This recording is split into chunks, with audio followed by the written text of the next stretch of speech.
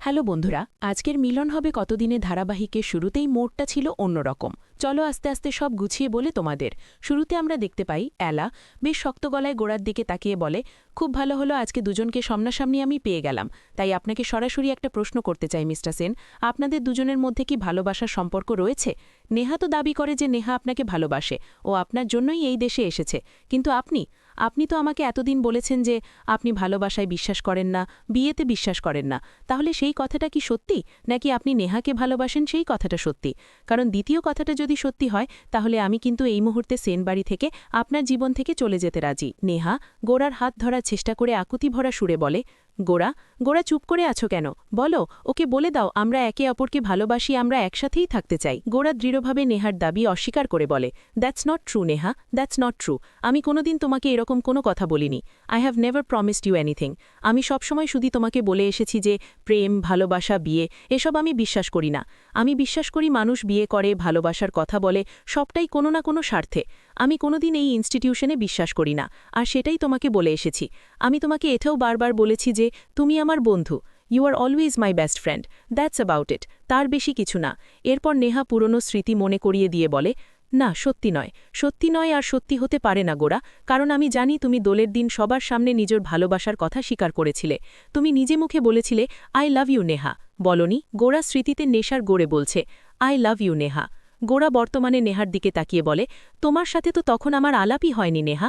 তাহলে তখন সেন বাড়িতে কি হচ্ছে, আমাদের বাড়িতে কি হচ্ছে, এত কথা তুমি জানলে কি করে? তুমি কিভাবে খোঁজ রাখতে? নেহা তাড়াহুড়ো করে বলে, আমি কিভাবে খোঁজ রাখতাম না রাখতাম সেসবের থেকে অনেক বেশি ইম্পর্টেন্ট, গোড়া আমাকে ভালোবাসে, এলা তোমায় নয়। এলা মনে মনে ভাবছে মৈমাক স্যার আর নেহা মিলে পুরো ঘটনাটা ঘটিয়েছে। গোড়া মনে মনে সন্দেহ করে ভাবছে, তাহলে কি এলার সন্দেহ ঠিক? নেহার সাথে আগে থেকে মৈমাকের কানেকশন ছিল?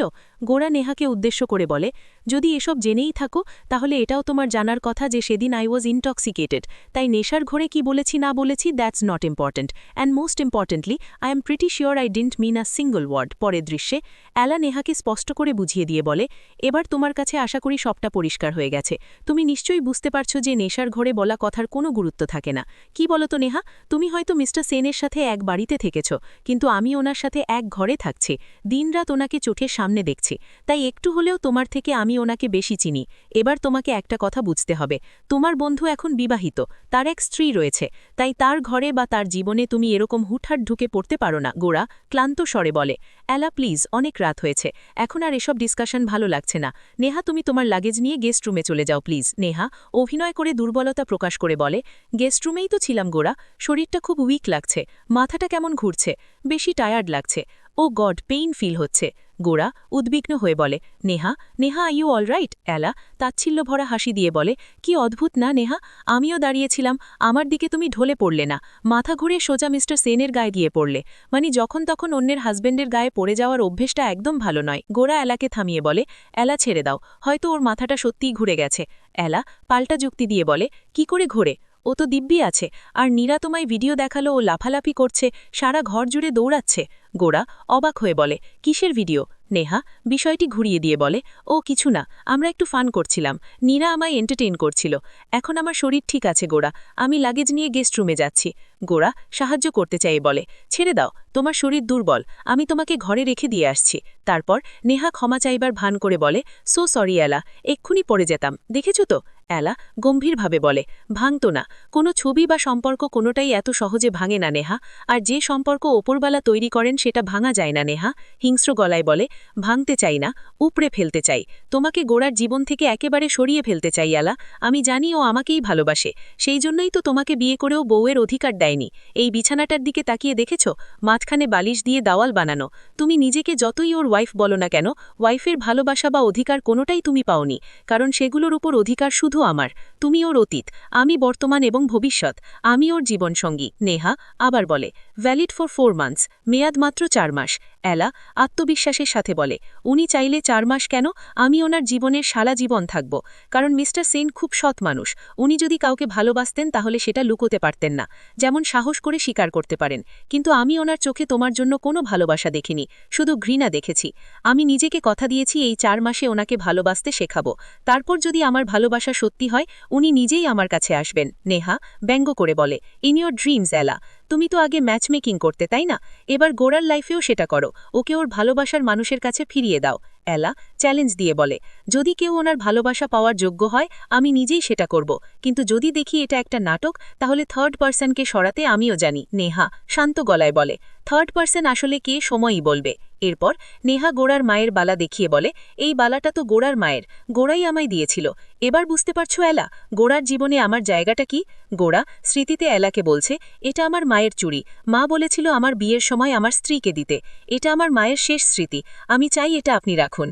এলা মনে মনে ভাবছে, মিস্টার সেন তো বলেছিলেন বালাটা হারিয়ে গেছে, অথচ এটা নেহার কাছে। পরের দৃশ্যে নীরা ফোনে বলে, হ্যাঁ মা, আজ নীরার জন্মদিন মনে আছে, আমি বিকেলে কেক বানিয়ে পাঠাবো। রেমো আবদার করে বলে, শুধু কেক পাঠালে হবে, তুই আসবি না? নীরা হেসে বলে, আচ্ছা চেষ্টা করব। রেমো অনুরোধ করে বলে, চেষ্টা না, আসতেই হবে। এলা মনে মনে ভাবছে, আমি যেতে চাইলে মিস্টার সেন কি রাজি হবেন? এরপর কথোপকথনের মাধ্যমে সবাই যাওয়ার পরিকল্পনা করে। তারপর ছোটমা নেহাকে বলে, তুমি বাড়িতে একা কি করবে, এলাদের সাথে চলে যাও। নেহা প্রস্তাব ফিরিয়ে দিয়ে বলে, না, আমি নিজের জন্য একটা রুম দেখতে যাব। পরের দৃশ্যে সরলা বিরক্ত হয়ে বলে, কি খুঁজছিস? মহিলা নিচু স্বরে বলে, দলিল। সরলা অবাক হয়ে বলে, দলিল? মহিলা হতাশ হয়ে বলে, কোথায় রেখেছি মনে পড়ছে না। এরপর তারা থানায় রিপোর্ট করার কথা ভাবে। এরপর মৈমাক নেহাকে খোঁচা দিয়ে বলে, কি হলো, গোড়াকে পাওয়ার ইচ্ছে নেই? নেহা অহংকারের সাথে বলে, গোড়াকে পাওয়ার জন্য কি করতে হবে সেটা তুমি শেখাবে না, গোড়া আজ আমার কাছেই আসবে। মৈনাক ষড়যন্ত্রের সুরে বলে, এলার বাইয়ের দলিলটা কাজে লাগাও, কাজটা হলে 50 লাখ টাকা পাবে। মৈনাক হাসতে হাসতে বলে, তাহলে এলা একদিকে বাড়ি হারাবে, অন্যদিকে গোড়াও। এরপর ডেলিভারি বয় জিজ্ঞাসা করে, এখানে নীরা মিত্র আছে? সরলা পার্সেল নিয়ে বলে, আমি রেখে দিচ্ছি। এরপর পরের পর্বে গোড়া ব্যবসায়িক ভঙ্গিতে বলে, মিস্টার চৌধুরী অ্যাকাউন্ট ডিটেলস পাঠানো হয়েছে।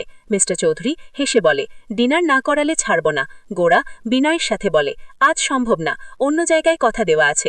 মিস্টার চৌধুরী মজা করে বলে, ওয়াইফকে খুশি রাখতে হলে ওর পরিবারকেও খুশি রাখতে হয়। গোড়া হেসে বলে, শিখছি। এরপর নেহা ইচ্ছে করে গোড়ার গায়ে জল ফেলে দিয়ে বলে, সো সরি। গোড়া বিরক্ত হয়ে বলে, হোয়াট ডিড ইউ ডু?